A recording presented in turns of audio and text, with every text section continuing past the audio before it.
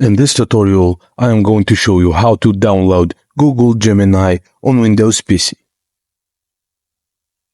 First thing you need to do is head to your Google Chrome and then look for Gemini on Google.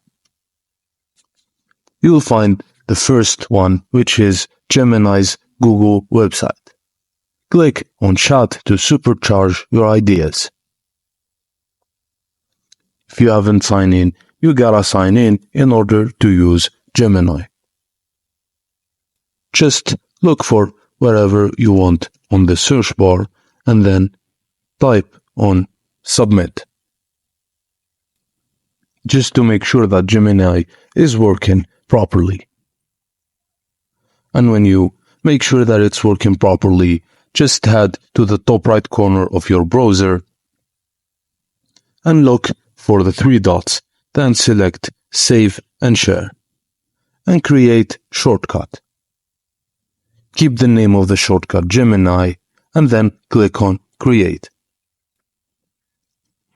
And when you're back to your desktop, you'll see that the Gemini shortcut is there, and whenever you click on it, Google Gemini will open for you. And that's it, guys. Thank you for watching, and please don't forget to like and subscribe for more.